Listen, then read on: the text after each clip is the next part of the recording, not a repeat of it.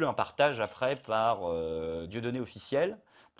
Attends, j'ai entendu une connerie, c'est ça? Tout à fait. Ah merde. Voilà, qui m'a énormément aidé parce que du coup ça a amené énormément de gens. Et voilà. Est-il tombé dans le politiquement incorrect, voire pro-Dieudonné, à la limite antisémite? Ouh là là là là là là là, à la limite. Ouais, je suis un ancien, en fait, je suis un ancien antisémite, voilà. Tu frises Ouais, avec ouais, l'antisémitisme. je suis en train de replonger dedans. J'étais en train de faire, je pourrais te faire caca, et je sens une douleur à l'épaule. Donc je me dis, il y a un problème, je fais un AVC, et je vais pour me gratter, et j'avais fait une... Putain. Fais attention, tu vas avoir envie de tuer des gens, d'enculer, je sais pas qui, j'ai j'en tue personne, je suis pas un PD. Donc aujourd'hui, il continue de faire régulièrement référence à Soral, en reprenant ses expressions, autant de clins d'œil à son public antisémite, comme la communauté de Lumière, pour parler de la communauté juive, ou Goyim, pour parler de lui. Comme dirait Macron, il va chez Aziza demander un durcissement de la loi Guesso, parce que la dite communauté, là aussi, de Lumière à laquelle il s'intéresse, c'est une communauté qui commence à se barrer de plus en plus de chez Mélenchon. Je suis un pauvre petit youtubeur goyim qui doit bien fermer sa gueule et qui doit jouer le rôle du narratif de la pièce que Sieur Mendès France a décidé. Oui, je suis de gauche. C'est pas parce que j'adhère pas au dernier délire que sont censées constituer les productions intellectuelles de Rokhaya Diallo que je suis forcément en opposition avec ce qui a été 250 ans d'histoire de la gauche. Ah donc, il valide le racisme et l'antisémitisme de gauche depuis 250 ans, puisqu'il n'y a jamais eu d'aggiornamento à gauche sur le racisme et l'antisémitisme.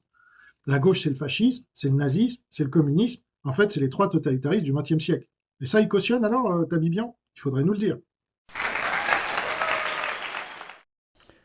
Bonsoir à tous. Alors je vous le confirme, j'ai observé depuis 5 ans toutes les dissidences.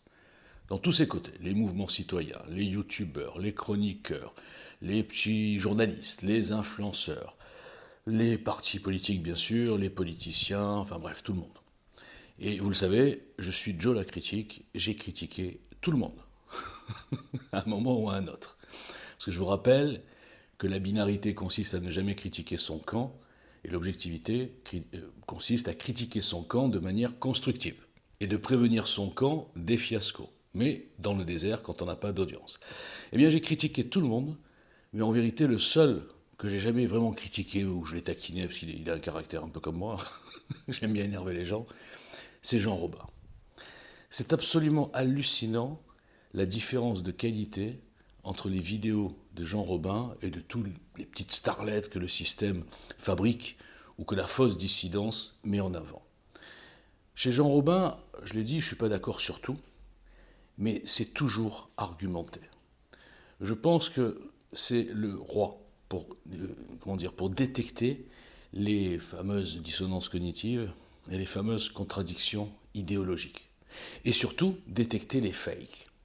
Les gens qui s'écoutent parler, comme moi, c'est vrai, je m'écoute beaucoup parler, sauf que dans le fond, on ne peut pas me prendre en défaut. Donc les gens qui s'écoutent parler avec des concepts néolibéral, ultralibéral, néocapitalisme, nazi, enfin bref, sionisme, bien sûr, j'ai oublié, satanisme, enfin tous ces concepts-là, et en fait qui se mélangent les pinceaux, ils ne savent même plus où ils sont. Et pourtant, eh bien, ils forment ce show business de la dissidence. Alors, la qualité n'est plus le critère, la cohérence non plus. Le seul critère, c'est le nombre de followers.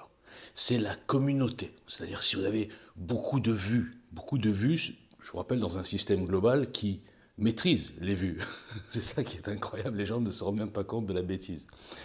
Je vous rappelle quand même l'essentiel, les algos de Twitter, de YouTube et de tout ce que vous voulez maîtrisent ce qu'ils veulent mettre en avant et ce qu'ils veulent rendre invisible. Ce qui est étonnant, c'est que dans ce petit monde de la résistance médiatique, eh bien, ils le savent, mais ils l'oublient. Parce que leur seul critère pour inviter quelqu'un sur un plateau, ou sur une interview, ou sur une chaîne YouTube, c'est est-ce que je vais faire de l'audience avec celui-là? C'est sûr que par exemple, prenons mon exemple. Alors qu'est-ce qu'il a celui-là? Il a 200 followers, il a 3 vues et 2 likes, ouais bon, laisse tomber. Alors le mec, il va pas se poser la question que ce type-là, moi, j'avais 6 millions de vues par semaine en arrivant tout seul. Il va pas se poser la question que moi, cet inconnu, J'ai été suspendu 43 fois. Pourtant, je porte un mouvement citoyen. Et je porte pas des petites conneries avec un bonnet sur la tête, en train de faire les followers, en train d'être vulgaire. Ouais, parfois, je le suis. Et de dire n'importe quoi, et ça fait plaisir à son public de lobotomiser. Bon. Il va pas se poser ces questions. Il va dire non, laisse tomber celui-là. Donc, il va privilégier ceux qui font ou le buzz ou qui ont une communauté. Et ce Tabibian, je ne le connaissais pas. Et je viens de voir la vidéo de Jean Robin. C'est extraordinaire.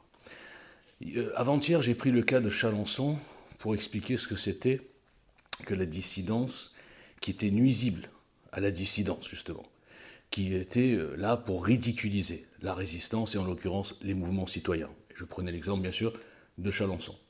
Je parle souvent de Soral et toute cette sphère qui est complètement fabriquée, mise en avant, justement, alors avec le seul critère, je vous rappelle le critère de base. D'ailleurs, Tabibian, il est un peu là-dedans. Antisémite ou pas? C'est tout, ne cherchez pas plus loin. Si vous êtes antisémite, c'est bon, vous êtes un bon résistant. Ah ouais, vous êtes contre le système, contre les méchants juifs, les riches, l'argent, le capital, le pouvoir, etc. Donc, je prenais Chalencon, et là, je crois que pour imager ce dont je parle, eh bien, on peut prendre l'exemple de Tabibian. Le vide sidéral, l'incohérence. Alors l'incohérence, la pire, c'est celle des médias, des petits médias soi-disant résistants, qui sont en général un peu de droite. Parce que je rappelle quand même que la dérive de notre pays, ben, c'est une dérive vers la gauche sociétale, hein, au-delà du mondialisme. C'est la gauche. Et puis la dictature, excusez-moi, c'est la gauche. Bon. Eh bien, c'est TV Liberté, médias de droite, souverainistes, eh bien, sur leur café Liberté, je sais pas quoi, il y a Greg Tabibian. Pourquoi? Il serait mieux chez le 4-4 Média, il serait mieux chez Soral, enfin toute la gauche islamophile, que chez TV Liberté. Qu'est-ce qu'il fout chez TV Liberté? Et qu'est-ce qu'il fout chez Borowski, Gérard Info, genre le média de droite? Le mec, le créateur de La Gauche m'a tué, qui est cul et chemise avec Tabibian. Pourquoi? Parce qu'il s'en fout de l'idéologie, par exemple Borowski. Il s'en fout de la politique, de la libération. Ce qu'il veut, lui, c'est se rapprocher des mecs qui font de l'audience.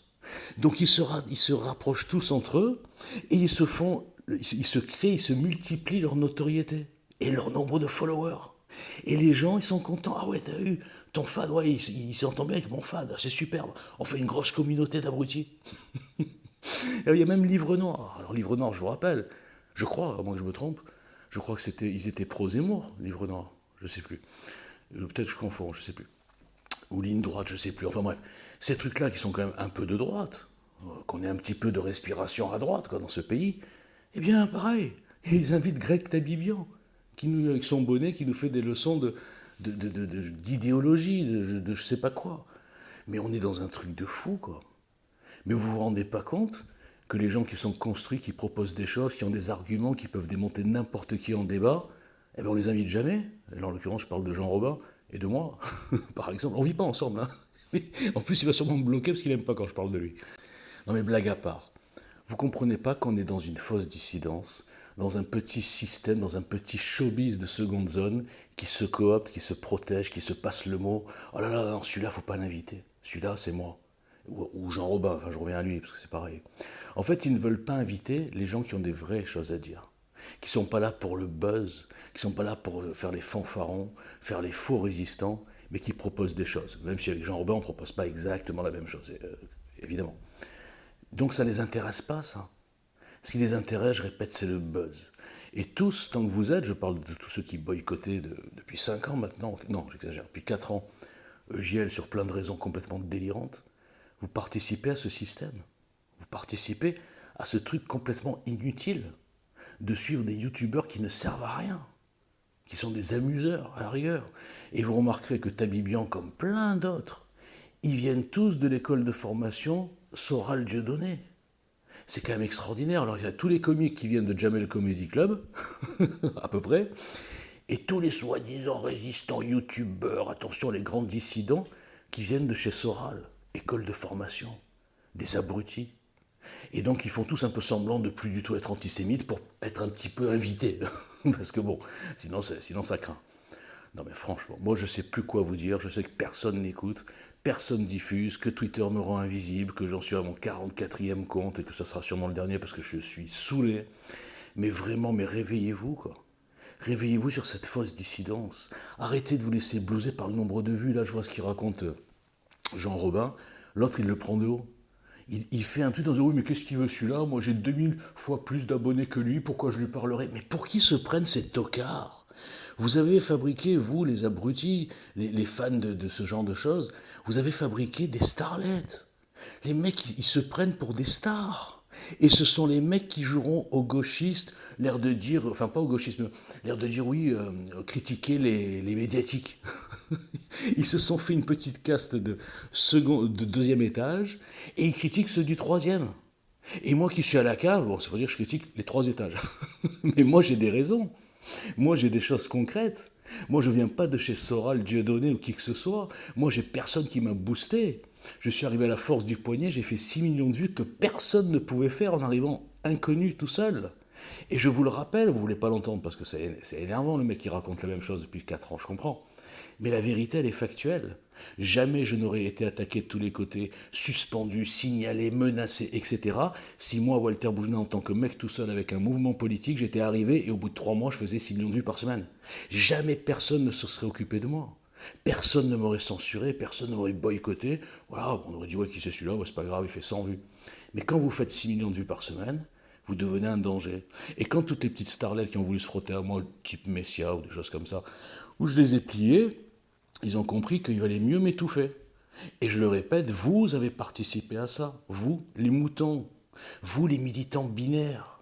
Vous, les idolâtres, non seulement de vues à la télé, mais même de vues dans YouTube. C'est devenu vos nouvelles idoles. Mais enfin, ouvrez les yeux. Ces mecs, type Tabibian, Borowski, ils ne valent pas une cacahuète. Ils ne comprennent même pas ce dont ils parlent. Ils ne proposent rien. Ils sont là pour discuter. Les gens les regardent. Oh là là, qu'est-ce que c'est intéressant ce qu'ils disent. Non mais sérieusement, quoi. La résistance constructive, vous savez ce que c'est?